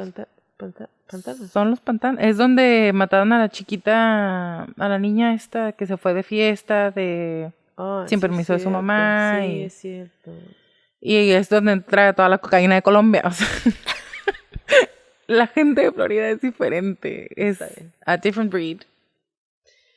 Bueno, entonces, debido a esta regla, se presentó al jurado información sobre los otros asesinatos. La afirmación de Wuornos de haber matado en defensa propia había sido mucho más creíble si el jurado solo hubiera conocido a Mallory. Ahora, con el jurado informado de todos los asesinatos, la defensa propia parecía improbable. En el mejor de los casos, ¿no? Después de que se reprodujeron los extractos de su confesión grabada en video, el reclamo de defensa propia parecía ridículo. Porque, como les dije, empezó a divagar. Ajá, divagar bien. Pero se me hace bullshit porque sí es un patrón de conducta de ella, pero también es un patrón de conducta bien conocido, sí, pues, claro, que existe a la fecha de los hombres. Pues sí. Y podría decirse específicamente, no, y podría decirse específicamente de los hombres que contratan prostitutas de manera regular. Pero que te digo, o sea, si había bastantes personas que podían ir a decir, sí, yo la levanté, la contraté, estuvo raro y se fue. No les hizo nada. O sea, ¿sabes por qué? Con ellos específicamente. Ajá, pues las estadísticas no mienten. Y si había otras personas allá, o sea, sí, 100% había un patrón de conducta, 100% ella los mató. No saben realmente qué pasó, como dijo Jacqueline al principio. Pero es como, solo ven lo que les conviene ver en los juicios. Lo que es conveniente para el caso que ellos están queriendo presentar. En la cinta de la declaración del asesinato de Mallory, Wuornos parecía confiada y nada molesto por la historia que estaba contando. Mantuvo una conversación fácil con sus interrogadores y repetidamente le dijo a su defensor público que se callara. Su imagen habló de ella desde la pantalla. Tomé una vida. Estoy dispuesta a renunciar a mi vida porque maté gente. Merezco morir. Tricia Jenkins, una de las defensoras públicas de Wuornos, no quería que su cliente testificara y se lo dijo. Pero Wuornos insistió en contar su historia. A estas alturas, su relato del asesinato de Mallory apenas se parecía a lo que dijo en su primera confesión. Mallory la había violado y sodomizado. Afirmó que la había torturado también. En el contrainterrogatorio, el fiscal John Tanner borró cualquier pizca de credibilidad que ella pudiera haber tenido. Cuando él sacó a la luz todas sus mentiras e inconsistencias, entonces ella se agitó y se enojó. Sus abogados le aconsejaron repetidamente que no respondiera a preguntas y ella invocó su derecho de la Quinta Enmienda contra la autoincriminación 25 veces. Ella fue la única testigo de la defensa y cuando dejó el estrado no había muchas dudas sobre cómo terminaría su juicio. La única. Porque pues la Tricia Moore... Y aparte de dónde más sacan gente, ¿no? Pues esa pinche... Perdón. El 27 de enero, el juez Uriel Blunt acusó al jurado. Regresaron con su veredicto y menos de 2 horas después encontraron a Wuornos culpable de asesinato en primer grado y mientras salían de la sala del tribunal, ella explotó de rabia y gritó: «Soy inocente, fui violada, ojalá te violen, basuras de América». Su arrebato aún estaba fresco en la mente de los miembros del jurado cuando la fase de penalización de su juicio comenzó al día siguiente. Pues sí. Los testigos expertos de la defensa testificaron que Wuornos tenía una enfermedad mental que sufría un trastorno límite de la personalidad y que su tumultuosa crianza la había atrofiado y arruinado. Jenkins se refirió a su cliente como una niña primitiva dañada, mientras suplicaba al jurado que perdonaran la vida de Wuornos. Pero los jurados no olvidaron ni perdonaron a la mujer que habían llegado a conocer durante el juicio.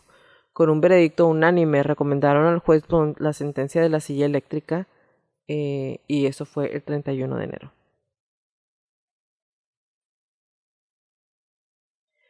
Wuornos no volvió a ser juzgada. El 31 de marzo no refutó los asesinatos de Dick Humphreys, Troy Burns y David Spears y dijo que quería estar bien con Dios. En una declaración incoherente ante el tribunal dijo que quería confesar que Richard Mallory me violó violentamente, como les dije, pero estos otros no lo hicieron. Ellos solo comenzaron a comenzar. They just begin to start. Ajá. Entonces, como que habían querido, pero no le hicieron nada. Terminó su monólogo volviéndose hacia el fiscal estatal adjunto Rick Ridgway, diciéndole... No lo vas a decir. ¿No lo digo? Pues no. Les dijo cosas obscenas, punto. Ok, le dijo cosas muy feas de su esposa y sus hijos. Y yo, no lo digas. El 15 de mayo, el juez Thomas Zavalla le dictó otras 3 sentencias de muerte. Hizo un gesto obsceno y murmuró: "Son of a bitch". Son of a whore. Son of a whore. Pero a esto me refiero, pues. Empezó, es que... Le dieron 4 sentencias de muerte. No es 4 cadenas perpetuas. 4 sentencias de muerte. Ajá. Disculpen mi francés. Es una mamada. Disculpen mi francés. Stupid. Pero es como... es una mamada. Es que estoy tratando... ¿Sabes? O sea... ¿Sabes qué? Vamos a encontrar a más asesinos de Florida para ver si hacen esto con todos. No lo hacen. Yo sé que no. Pero... O sea, no. O sea, para mí es como bien frustrante. Hace poquito salió en las noticias de una muchacha que viajó, no me acuerdo a qué país, porque esto pasa en todo el mundo, ¿ok? Y la violaron. Y la metieron a la cárcel. Ah. Y le dijeron que le tenían que dar 50 azotes. Es una mujer mexicana. Sí. 50 azotes en la Arabia. espalda. Ajá, 50 azotes Saudita. En la espalda. Sí. ¿Y cuánto tiempo? 3 años de cárcel. ¿Y 3 años de cárcel? Y la única manera de que hubiera podido salir sin que le pasara nada. Todo junto. Las 3 cosas son. Es casarse con el hijo de perra que la violó.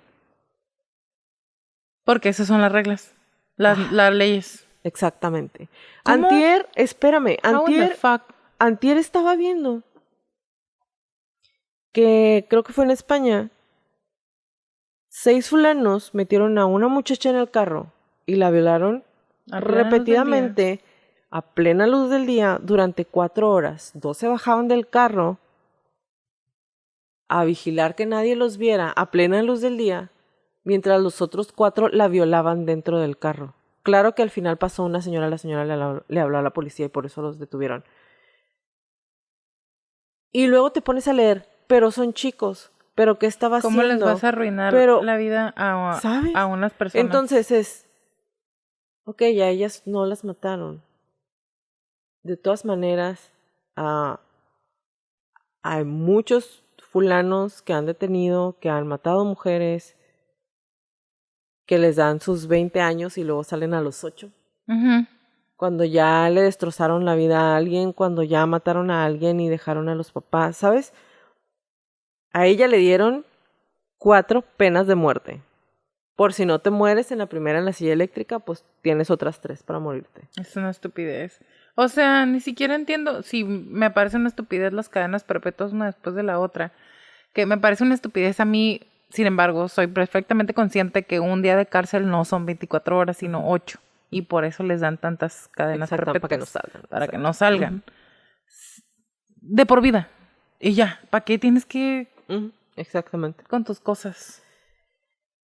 A principios de febrero de 1993, Wuornos fue condenada a muerte tras declararse culpable del asesinato de Walter Gino Antonio. No se presentaron cargos por el asesinato de Peter Sims, ya que nunca se encontró su cuerpo. Durante un tiempo se especuló que Wuornos podría recibir un nuevo juicio por el asesinato de Richard Mallory. La nueva evidencia mostró que Mallory había cumplido 10 años en prisión por violencia sexual. Para los que no nos están viendo, solamente estamos viéndonos a nosotras mismas y la cámara. Y los abogados sintieron que los miembros del jurado habrían visto el caso de manera diferente si hubieran sabido que el hijo hijirillo había violado gente antes. Sin embargo, no se esperaba un nuevo juicio. Porque pues ya le habían dado otras 3 penas de muerte, ¿no? Uh-huh. La Corte Suprema del Estado de Florida ha confirmado sus 6 sentencias de muerte y se encuentra en su segunda ronda de apelaciones, una ronda que eventualmente llegaría a la Corte Suprema de los Estados Unidos. Esas muchas apelaciones avanzaban de manera vacilante, ya que los esfuerzos de Florida para simplificar su proceso de apelaciones crean nuevas demoras. Probablemente será ejecutada, decía ahí, probablemente iba a ser ejecutada en los siguientes 5 o 7 años.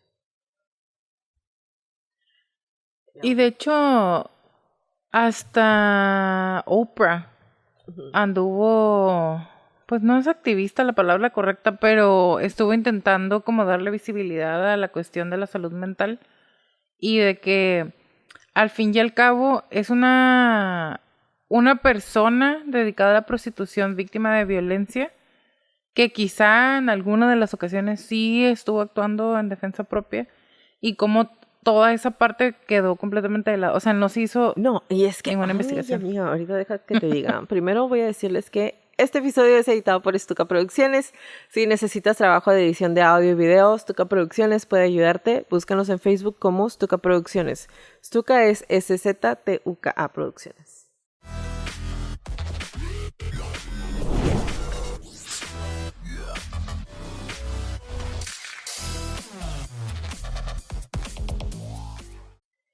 Ahora vienen las diferentes líneas de investigación y teorías y el perfil psicológico de Aileen Wuornos. La Leti no nos va a dar, pero sí. Déjenles hablo un poquito antes de que empieces con eso, porque ella es considerada la primera mujer asesina en serie en Estados Unidos.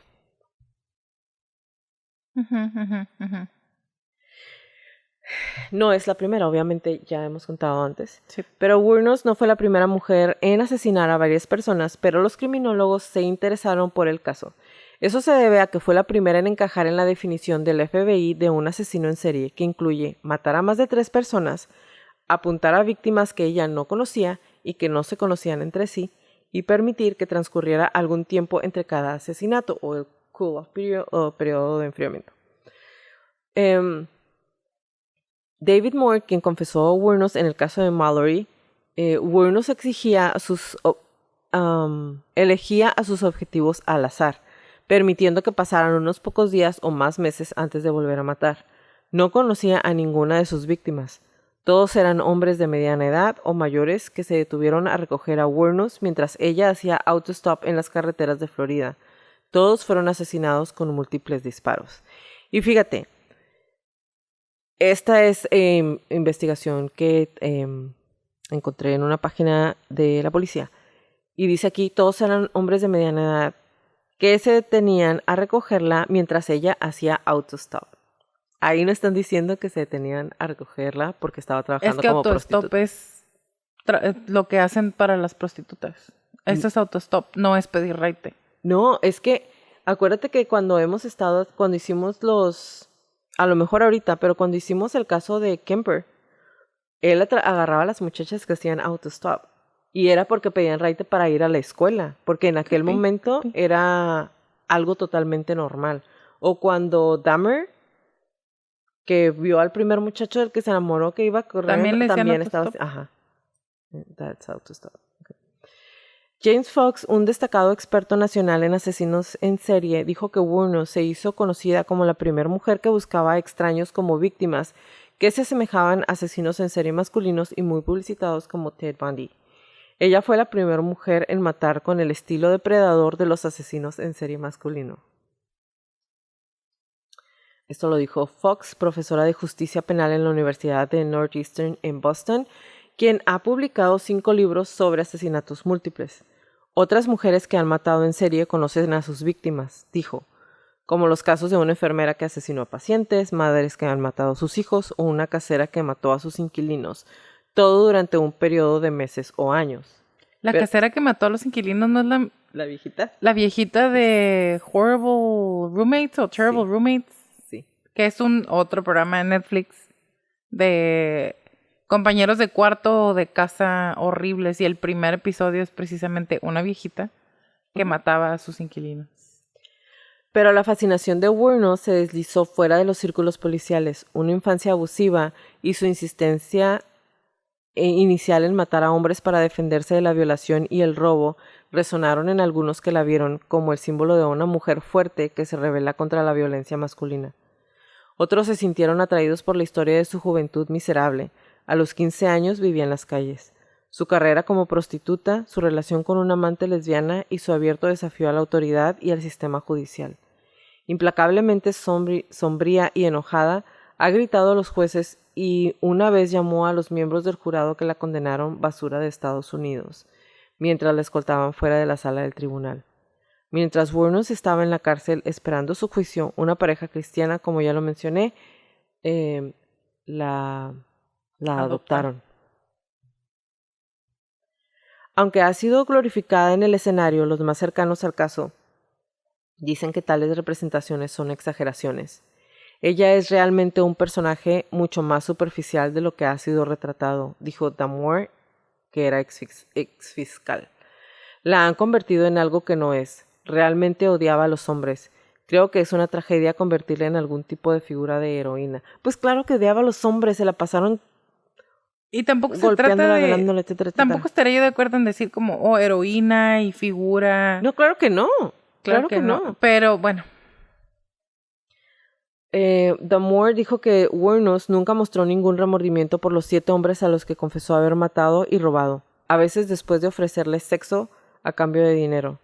Algunas personas piensan, aquí estaba esta pobre mujer que tuvo que salir y prostituirse y tuvo que luchar para sobrevivir, dijo Damore.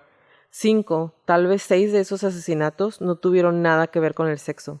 Varios de esos hombres recibieron disparos en la espalda desde cierta distancia.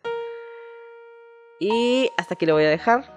Platícanos ahora tú, ¿qué nos traes acerca de Aileen Wuornos? Obviamente vamos a hacer una recapitulación, ¿así se dice? ¿Sí, verdad? Su mamá tenía 15 años, menor de edad, cuando se casa con su papá. Se divorcian y ella nunca conoce a su papá porque estaba en la cárcel por violación e intento de asesinato de una niña de 7 años. Cuando Aileen nace, como ya nos dijiste, su papá era considerado esquizofrénico y que había tenido un brote psicótico durante el ataque a la niña de 7 años. Ahorita no tenemos tiempo de irnos de lleno a la esquizofrenia y los episodios psicóticos, pero lo hemos comentado en algunos otros episodios. Entonces, ese es el primer, no sé, cuadrito, ¿no? El primer cuarto. Su mamá se casa a menor de edad con una persona con rasgos esquizofrénicos y un posible episodio psicótico. La abandona su madre, los deja con los abuelos maternos. Ella se empieza a prostituir a los 11 años para obtener cigarros, drogas, dinero y comida. 11 años, güey, ni siquiera estás consciente de qué estás haciendo, ¿estás de acuerdo? Completamente. Y me puse a investigar con quién se prostituía, con gente de su clase o más grande. Ajá, porque eran los que les podían dar cigarros Porque y eran comida. mayores de edad Ajá. y maestros. En la pobre escuela donde estaba. Sostuvo que fue abusada sexualmente y golpeada por su abuelo, quien era alcohólico. Desde que era niña, después es abusada sexualmente por un amigo de su abuelo. Está embarazada, termina en una casa para madres no deseadas. Así se llamaban esas casas. Que eran, no un embarazo no deseado, madres no deseadas. O sea, en su familia no querían a esas personas. Entonces, también aquí estás hablando de y ahí la manda el abuelo. La manda el abuelo. Ajá, estás hablando de, ya ni siquiera sé cuál cuadrito o cuarto de esta casa de locura que era Aileen Wuornos. Porque no nada más sufriste una violación que terminó en un embarazo, sino es tu culpa y el castigo es para ti, nada más. Y no te queremos, y no te queremos. Deseada. Ajá. Entonces da en adopción a su bebé, deja la escuela, fallece su abuela, la corren de la casa y empieza a vivir en el bosque, como un animal. Ya, estamos en el 92 después de todo lo que pasó. Estamos en el 92. Es puesta en juicio por el asesinato de Mallory y eventualmente condenada por todos los demás. La defensa llevó unos psiquiatras que la estuvieron entrevistando y tratándola. No encontré que le hayan hecho ninguna prueba psicométrica o algún test psicológico, pero ellos decían que era, número 1, mentalmente inestable y la diagnosticaron con el trastorno límite de la personalidad y el antisocial de la personalidad. Y los vamos a revisar porque ya tiene rato que no revisamos y debí de haberlo sacado esto antes. Pero no lo encuentro. Ahí está el límite. ¿Dónde? ¿No? Ese es donde límite. Ahí está. Ya le pegué el micrófono. El trastorno límite de la personalidad. Y lo sigo leyendo con ese nombre porque estamos en el 92, cuando era el DSM-4. 4. ¿Sí, no? Si estoy mal me pueden corregir y no pasa nada. De todas maneras se llamaban igual. Patrón general de inestabilidad en las relaciones interpersonales, la autoimagen y la afectividad y una notable impulsividad que comienzan al principio de la edad adulta y que se dan diversos contextos. Algunos sujetos pueden presentar síntomas similares a los psicóticos, alucinaciones, distorsiones de la autoimagen corporal, etc., durante los periodos de estrés. En la historia de la infancia de los sujetos con trastorno límite de la personalidad son frecuentes los malos tratos físicos y sexuales, la negligencia en su cuidado, los conflictos hostiles y pérdida temprana o separación parental. Todos. Los trastornos del eje 1 que se presentan simultáneamente con más frecuencia son los trastornos del estado de ánimo relacionados con sustancias, conducta alimentaria, PTSD o estrés postraumático, síndrome de estrés postraumático o ADHD, que es déficit de atención con hiperactividad. Ahora vamos a los criterios. Deben de cumplirse 5 o más de los siguientes. Número 1, esfuerzos frenéticos para evitar un abandono real o imaginario. Se echó la culpa por la mujer. Ajá. Se echó la culpa por la mujer. No nada más eso, sino se continuó prostituyendo una vez que estaban juntas para poder mantenerla en vez de trabajar. ¿Sabes? Ninguna de las dos. Número 2. Un patrón de relaciones interpersonales inestables e intensas caracterizadas por la alternancia de los extremos de idealización y de evaluación. No sé, pero no lo descarto por completo. Sí, no sé simplemente porque no tenemos muchísima información sobre la relación, pero otra vez, Si se van a escuchar estas grabaciones que les vamos a intentar poner o que pueden ver en el documental de Netflix, te puedes dar cuenta que sí hay cierta dualidad intercambio de poder o intercambio del concepto que se tiene uno del otro. Simplemente por la interacción, no por las palabras, no por los mensajes, sino por cómo va la conversación no clara entre la ambigüedad y en el chantaje y la manipulación. Bueno, eso es lo que a mí me transmite esa plática, por lo menos. Nos llevamos 2 apenas. 3. Alteración de la identidad, autoimagen o sentido de sí mismo. Yo creo que también. 4. Impulsividad en al menos 2 áreas que es potencialmente dañino para sí mismo, como gastos, sexo, abuso de sustancias, conducción temeraria o atracones. Todos los anteriores. Pues sí, 100%. Quizá la conducción temeraria en una sola ocasión. Los atracones pues no sabemos por qué vivía en el bosque, pero 100% todos esos. Ya llevamos 4, ¿no? 5 comportamientos, intentos o amenazas de suicidios recurrentes o comportamientos de automutilación. No tenemos nada de información al respecto. Inestabilidad afectiva debido a una notable reactividad del estado de ánimo. No tenemos nada al respecto, pero ella pidió que la mataran. Pues sí, pero quizá no podríamos 100% decir. Porque no estaba en su control, ¿no? Ajá. Inestabilidad afectiva debido a una notable reactividad del estado de ánimo, episodios de intensa disforia, irritabilidad o ansiedad. Sí, porque en el especial, otra vez, en el episodio de Netflix de Catching a Killer, cuando está en el bar bebiendo con el policía encubierto que se está haciendo pasar por un posible cliente o persona que le anda tirando la onda o le está coqueteando para invitarlo a salir, están jugando billar y de la nada Aileen le rompe el palo de billar en la espalda. De la nada. Y él le pregunta, What the French? ¿cómo por?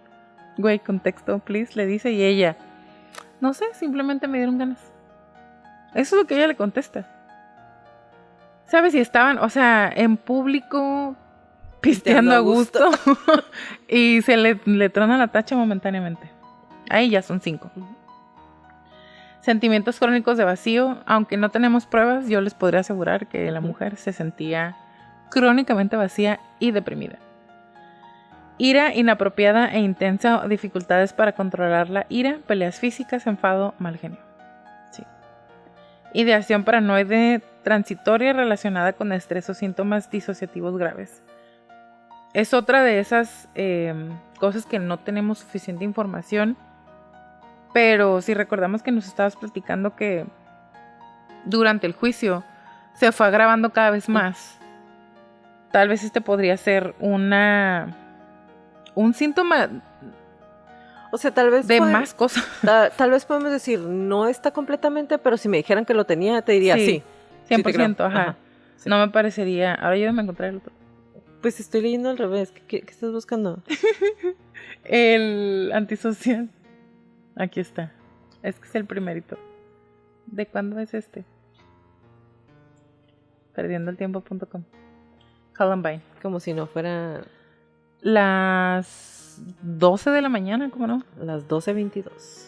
Trastorno antisocial de la personalidad o psicopatía, sociopatía o trastorno disocial de la personalidad. Característica esencial, un patrón general de desprecio y violación de los derechos de los demás. Comienza en la infancia o en la adolescencia alrededor de los 15 años y persiste en la edad adulta. Los criterios son 10 o más de los siguientes. Paréntesis. Sujetos son extremadamente irresponsables, típicamente estatus bajo socioeconómico. Los criterios son... Dije 10, pero son 3, no sé por qué dije 10. Fracaso para adaptarse a las normas sociales, comportamiento legal, repetidos arrestos por delitos. Claro que sí. Deshonestidad, mentiras constantes, alias estafas. Claro que sí. Impulsividad o incapacidad para planear. Impulsividad sí, planear. No sabemos según ella, el jurado y el fiscal. No, y según el fiscal ella estaba planeando todo lo que hacía.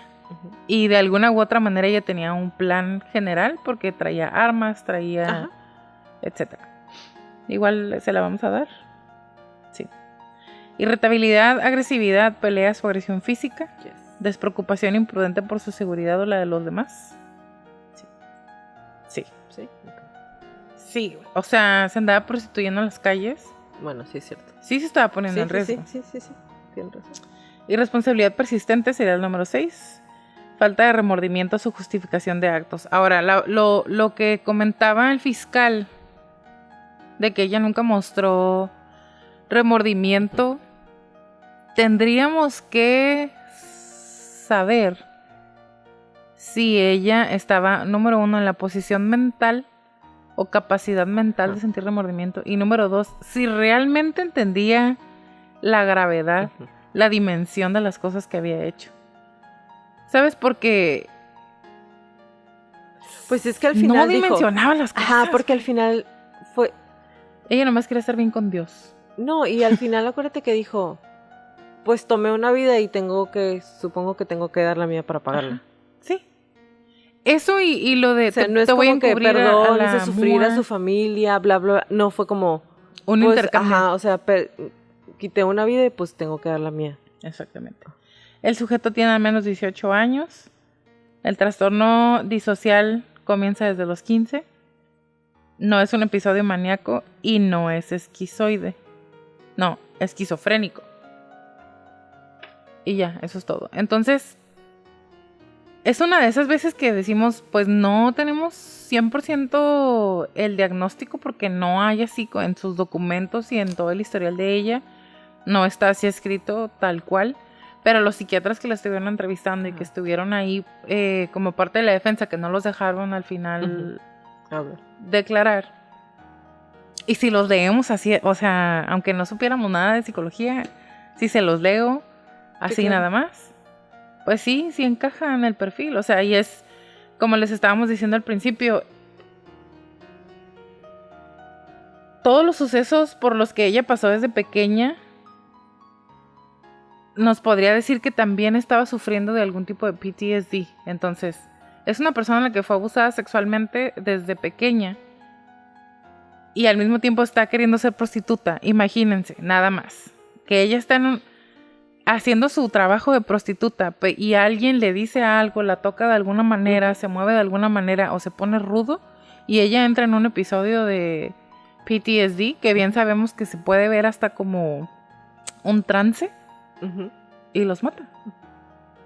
Y es lo que te quería decir de por qué en la espalda, porque en algunas ocasiones les disparaba en el pecho y no suficiente grave como para que ellos fallecieran inmediatamente o quedaran incapacitados. Y sí se daban la vuelta para escapar y ella los terminaba de matar. No era tanto que los hiciera correr. Okay. Y eso lo estuve leyendo en los documentos de la corte, en las posiciones de los balazos. La mayoría de los balazos tuvieron que haber sido de manera que ella estaba abajo o sometida, hincada o acostada. There you go.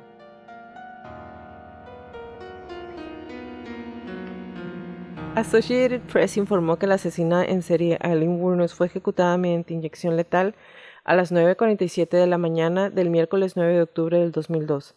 Más de una década después de que asesinara a 6 hombres en las carreteras del centro de Florida mientras trabajaba como prostituta. La ejecución tuvo lugar en la prisión estatal de Florida, cerca de Strake, Florida. Gracias por acompañarnos en un episodio más de Crónicas de Crimen. Los esperamos en nuestro próximo capítulo. Si les gustan nuestras crónicas, por favor, regálenos un review en iTunes o en Spotify y en YouTube. Pónganos ahí sus comments. Si tienen alguna crónica que quieren que pase a la lista de nuestras próximas temporadas, mándenos un correo a info@cronicasdecrimen.mx. Como les repetimos en todas las crónicas, créanle su instinto siempre. Si algo no se siente bien, si algo me dice que salga corriendo, vete. Es mejor parecer paranoico y estar a salvo a quedarte y poner en peligro tu vida. Ahora sí, bye Leti. Bye Crónicos, bye Jackie.